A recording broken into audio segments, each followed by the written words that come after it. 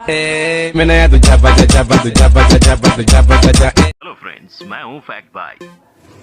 और क्या आप जानते हैं, इंडिया और पाकिस्तान जो कभी एक दूसरे की लाठी बनकर चलते थे, उनके सफर का पहला रास्ता यानी रोड कब बना था? मैं बताता हूँ। इंडिया में सबसे पहला रोड सन 1830 में बना था, पर पाकिस्तान यहाँ भी हमसे थोड़ा पीछे था, क्योंकि वहाँ पहला रोड इंडिया से 30 साल बाद यानी सन 1860 में बना था। अब लेट तो लेट सही, लेकिन यूएस के international newspaper the wall street journal के मुताबिक पाकिस्तान के रोड हमारे रोड से अच्छे हैं। पर कैसे? इसका एक रीजन तो ये है कि पाकिस्तान अपने रास्तों का कॉन्ट्रैक्ट चाइना और मलेशिया जैसी कंट्रीज को देता है। पर इसके दूसरे सारे रीजंस जानने से पहले, क्या आपको पता है कि आज जहां पाकिस्तान एशिया का सबसे बड़ा ऐसा देश है जहां ट्रैफिक डेथ्स होती हैं, वहीं इंडिया दुनिया में होने वाले 11% ग्लोबल डेथ यानी 4.5 लाख क्रैशेस हर साल देखता है। तो आपको क्या लगता है, पाकिस्तान रोड और इंडियन रोड दोनों में कौन बेहतर है? रोड भारी है। देखते हैं हमारे आज इंडियन रोड्स में।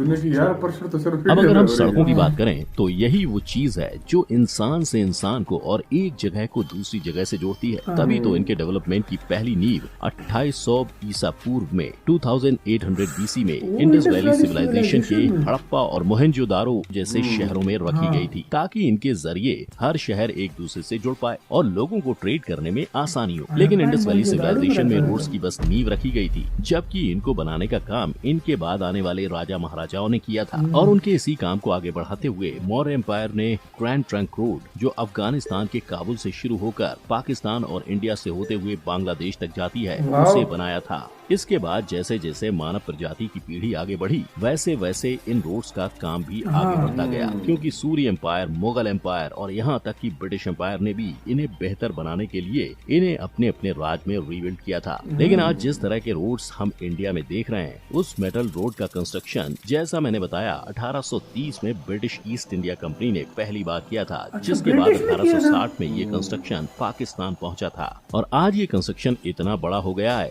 कि इंडिया में 1,42,126 किलोमीटर तक जा पहुंचा है, जिसने इंडिया को दुनिया के दूसरे सबसे बड़े रोड नेटवर्क में शामिल कर दिया है। क्योंकि इंडिया में एक नहीं बल्कि 6 अलग अलग टाइप के रोड्स हैं, जिसमें expressway, national highways, state highways, district roads, rural roads और बॉर्डर रोड्स शामिल हैं। इसकी एक वजह ये भी है कि अगर हम शहरों को छोड़कर सिर्फ हमारे गाँव देहात की बात करें, तो यहाँ रूरल रोड्स ही 45 लाख किलोमीटर तक फैला हुआ है, जो इंडियन रोड के नेटवर्क का 72.97% कंट्रीब्यूटर है। ये रोड नेटवर्क इतना बड़ा है कि दुनिया में ये 21st position for biggest road network के लिए आता है। वहीं अगर पाकिस्तान की सड़कों की बात की जाए तो वहाँ भी इनका आंकड़ा 2,64,401 किलोमीटर से ज्यादा है, पर उनके पास सिर्फ 39 ही हाईवेज हैं, जिसमें से 14 नेशनल हाईवेज, 4 मोटरवेज और 2 स्ट्रेटेजिक रोड्स, जो उनके नेशनल हाईवे जुरिस्डिक्शन में आते हैं। और पाकिस्तान के उन्हीं नेशनल हाईवेज में grand trunk road, Indus highway, Karakoram highway और मकरन कोस्टल हाईवे शामिल है। पर ऐसा मत सोचो कि इस बात में इंडिया आगे है, क्योंकि पाकिस्तान दरअसल इंडिया से काफी छोटा देश है, जिस वजह से वहाँ के रोड्स की डेवलपमेंट भी एरिया के हिसाब से हो रही है। पर ये इतनी लंबी सड़कें ऐसे ही नहीं बनती हैं, इनके लिए भी खर्चा लगता है। अगर NHAI यानी national highway authority of India की माने तो किसी भी 4 लेन के हाईवे को बनाने का खर्चा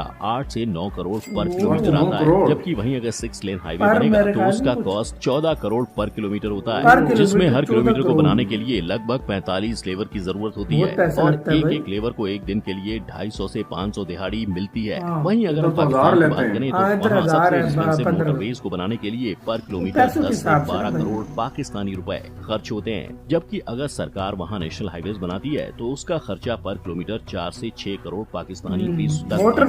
हालांकि रोड्स को सिर्फ बनाना नहीं होता, इन्हें मैनेज और मेंटेन भी करना होता है, ताकि इन रोड्स के खराब होने और इन पर कोई हादसा होने पर एक डिपार्टमेंट हो जो इंसानों की प्रॉब्लम को सुलझा सके। क्योंकि इंडिया में 6 तरह के रोड्स हैं, हर रोड अलग डिपार्टमेंट के दायरे में आता है, इसलिए इनको मैनेज करने के डिपार्टमेंट्स भी अलग अलग होते हैं। जैसे नेशनल हाईवे की managing authority ministry of transport and highways की होती है। स्टेट हाईवेज और डिस्ट्रिक्ट हाईवेज के लिए PWD यानी पब्लिक वर्क डिपार्टमेंट होता है। गाँव में बनने वाली सड़कों के लिए ग्राम पंचायत और प्रधानमंत्री ग्राम सड़क योजना होती है, जबकि शहरों में इनके लिए वहाँ के म्यूनिसिपैलिटीज होती हैं, जो कॉन्ट्रैक्टर्स को इन सड़कों का काम सौंप कर इन रोड्स को बनवाती हैं। किंतु दुनिया में ईमानदारी कितनी ज्यादा ज्यादा है इसका अंदाजा आपको टोल नाका पे टोल देते वक्त समझ आ जाएगा, क्योंकि गवर्नमेंट हर जगह काम नहीं कर पाती, इसलिए वो इन रोड्स को बनाने का काम प्राइवेट कॉन्ट्रैक्टर्स को देती है ताकि वो इन्हें बनाकर उनका ध्यान रख सके, और बदले में ये कॉन्ट्रैक्टर्स अपना कॉस्ट निकालने तक लोगों से टोल लेते रहते हैं। लेकिन ये कॉन्ट्रैक्टर्स वहाँ भी सरकार से धोखा करते हैं और इकट्ठा हुए टोल का पूरा हिसाब तक सरकार को नहीं देते। करप्शन तो बहुत होती है इधर, तो कुछ ज्यादा ही है। पर वहीं अगर हम पाकिस्तान की बात करें तो उनके हालात थोड़े अलग हैं, क्योंकि वहाँ हर तरह की सड़कों को मैनेज करने के लिए एक ही अथॉरिटी है, 4.6% मैनेज करती है, जिसमें मोटरवेज, हाईवेज, स्ट्रैटेजिक रूट्स सभी शामिल हैं। परंतु आप ऐसा बिल्कुल मत सोचो कि पाकिस्तान में सड़कें कम है और एक ही अथॉरिटी है तो वहाँ स्कैम नहीं होते होंगे ना, ऐसा नहीं है, क्योंकि दुनिया के हर कोने में करप्शन फैला हुआ है। और हम तो इंडिया के पिछड़े भाई पाकिस्तान की बात कर रहे हैं, जहाँ इंडिया की ही तरह करप्शन में कंजूसी नहीं होती। आप देखते हैं कि दोनों ही देशों की सड़कों में ज्यादा ग्रोथ किसकी है। सो अगर हम ग्रोथ की बात करें तो दोनों देशों की आबादी और उनकी जरूरत के हिसाब से रोड्स के परसेंटेज भी इंडिया में बढ़ रहा है। तभी तो जो 2015-16 में नेशनल हाईवेज इंडिया की टोटल सड़कों में 1.80% थे, वो फिलहाल बढ़कर 2.51% हो गए। और ठीक ऐसे ही बढ़त गाँव और उनके डिस्ट्रिक्ट में भी हुई है, जिनका परसेंटेज 2015-16 में 10.03% था और आज 10.17% हो चुका है। साथ ही प्रधानमंत्री ग्राम सड़क विकास योजना ने तो इन डिस्ट्रिक्ट रोड्स की ग्रोथ का आंकड़ा 70.23 से 72.97 पर कर दिया है। हालांकि ये विकास हर तरह की सड़क में नहीं हो रहा है, क्योंकि कई जगहों पर स्टेट हाईवेज को नेशनल हाईवेज से मिलाया जा रहा है ताकि लोगों की जरूरत और उनके टैक्स पे इसका असर नहीं दिखे। इसके अलावा अगर आप अपने गली मोहल्ले के गड्ढों को देखकर निराश हो रहे हैं तो मत होइए, क्योंकि इन रोड्स का क्वालिटी इंडेक्स कुछ और ही बयान करता है। यानी इंडिया की क्वालिटी इंडेक्स 141 कंट्रीज के 4.07 आउट ऑफ 10 पॉइंट्स के पीछे छोड़ते हुए 4.5 है और ये हर साल इम्प्रूव हो रही है। वहीं इस रेस में पाकिस्तान भी इंडिया से थोड़ा ही पीछे है, क्योंकि उसकी सड़कों का क्वालिटी इंडेक्स 2019 में 4 पॉइंट था, जिसमें पाकिस्तान ने रातों रात तरक्की नहीं की है। इसके पहले पाकिस्तान की सड़कों का हाल काफी साल तक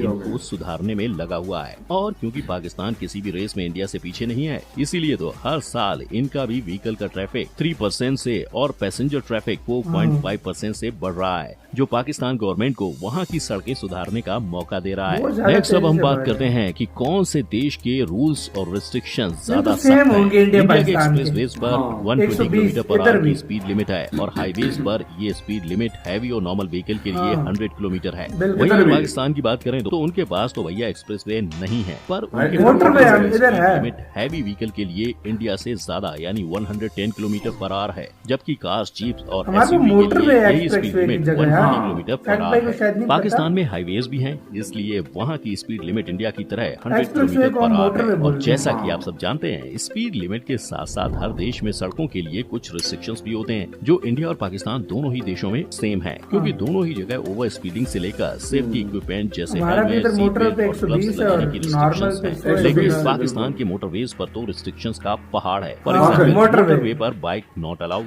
over speed not allowed, overloading not allowed. यही नहीं, वहाँ 400 सीसी के नीचे के इंजन वाले कार्स को चलाना, टायर व्हीकल्स वाली गाड़ियों को चलाना भी अलाउड नहीं, जिस वजह से पाकिस्तान में इंडिया से कम एक्सीडेंट्स होते हैं। तो क्लियरली रिस्ट्रिक्शंस और सेफ्टी के मामले में तो पाकिस्तान ही आ गया है। लेकिन ये तो हुई फिलहाल की बात, पर क्या अपने फ्यूचर प्रोजेक्ट से इंडिया अपने आप को पाकिस्तान से आगे ले जा पाएगा? Well, let's find out. सबसे पहले तो बात करते हैं पाकिस्तान की, जो फिलहाल काफी तेज गति से अपनी सड़कों में इम्प्रूवमेंट कर रहा है और इसी के लिए उसने अनाउंस किया है कि आने वाले कुछ सालों में वो M6, motorway 6, M7, M8, M12, M13 बनाने वाला है और इनमें कंस्ट्रक्शन का काम तो शुरू भी हो चुका है। और रहा सवाल इंडिया के मेगा प्रोजेक्ट्स का, तो इंडिया में फिलहाल 12 प्रोजेक्ट सिर्फ एक्सप्रेसवे के चल रहे हैं, जिसमें 1047 किलोमीटर का गंगा एक्सप्रेसवे, 766 किलोमीटर का मुंबई नागपुर एक्सप्रेसवे और 11 प्रोजेक्ट्स भी शामिल हैं। सिर्फ इतना ही नहीं, इसके अलावा इंडिया में 1380 किलोमीटर के साथ दुनिया के सबसे बड़े हाईवे दिल्ली मुंबई एक्सप्रेसवे को भी 98,000 करोड़ के साथ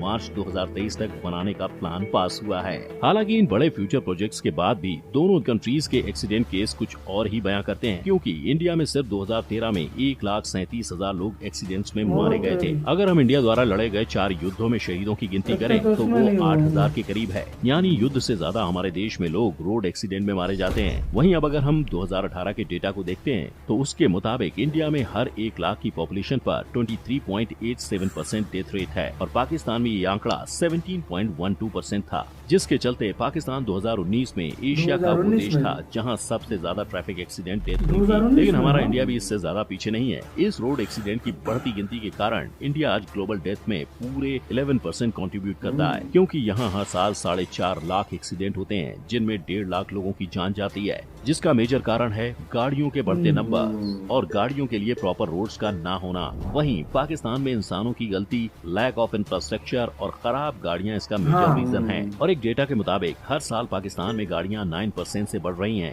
यानी जल्दी ही गाड़ियों की ओवर पॉपुलेशन के लिए पाकिस्तान ने कुछ नहीं किया तो वहाँ भी इंडिया की तरह गाड़ियों से होने वाले एक्सीडेंट एक मेजर रीजन बन जाएंगे। अब देखा जाए तो दोनों देशों की सरकार अपने लोगों को बेहतर सुविधा देने के लिए अपने अपने देश के रोड्स को बेहतर बना रही है, लेकिन हमें इस बात का भी ध्यान रखना चाहिए कि इंडिया एक बड़ी कंट्री है, जिस वजह से यहाँ की पॉपुलेशन भी ज्यादा है जो गाड़ियों की संख्या को भी बढ़ा देती है और इसीलिए कई बार अच्छे से अच्छी सड़क भी ज्यादा दिन तक अच्छी नहीं रह पाती। हाँ, कई बार इसके लिए कॉन्ट्रैक्टर्स और गवर्नमेंट भी जिम्मेदार होती है, जिसका खामियाजा इंडिया के लोगों को रोड एक्सीडेंट में उठाना पड़ता है। जबकि बात अगर पाकिस्तान की हो तो द वॉल स्ट्रीट जर्नल ने कहा कि वहाँ की सड़कें इंडिया से बेहतर है, पर ऐसा नहीं है कि वहाँ रोड एक्सीडेंट नहीं होते, लेकिन इन एक्सीडेंट में सबसे ज्यादा एक्सीडेंट इंसानों की लापरवाही की वजह से होते हैं, सरकार या कॉन्ट्रैक्टर की वजह से नहीं। पर क्या आपको लगता है ये रिपोर्ट्स पाकिस्तान का असली सच बयां कर रही है? हमें कमेंट में जरूर बताएं। साथ